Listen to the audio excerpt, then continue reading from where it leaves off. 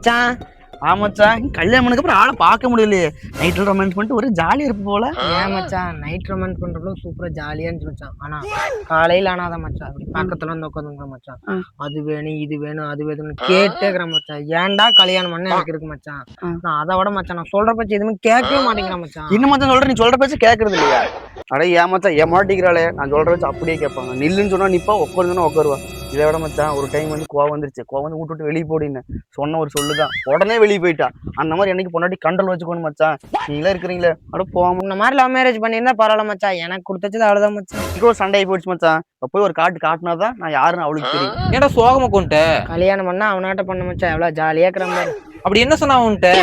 அவன் பொண்டாட்டி நிக்க சொன்னா நிப்பாளாமா, உட்கார சொன்னா உட்காருவாளாமா. டேய், அவன் ஊட்டி வேலை செய்வான்டா. ஊடு கூட்டிட்டு இருந்திருப்பான். அவன் பொண்டாட்டி சேர்ல உயரமா கொண்டு இருந்திருப்பான். அப்ப சொல்லியிருப்பான் எந்திரி உட்காருன்னு. அதை வந்து உன்ட்டு சொல்லிட்டு இருக்கிறான்டா. அதுவும் இல்லாம அவன் கோவத்துல அவன் பொண்டாட்டி வெளியே வச்சோன்னா வெளியே போயிடுவாளாமாடா. அவன் ஊடு வலிச்சிட்டு இருந்திருப்பான்டா. ஊடு வலிச்சிட்டு அதனால அவன் வெளியே வச்சிருப்பான். அதனால அவன் போயிருப்பா. இப்ப கூட போய் பாக்கலாவா, ஏதோ ஊட்டு வேலை செஞ்சுட்டு இருப்பான். போய் பாக்கலாம். A few moments later.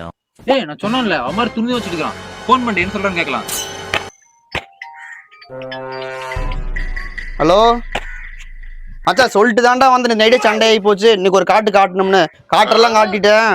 அடுத்து தப்பிட்டேன். இப்ப வந்து புளிய போறேன். புளிஞ்சு காய போட்டு வந்துடுறாரு மச்சான். லெஃப்ட் அப்படியே கொஞ்சம் திரும்ப.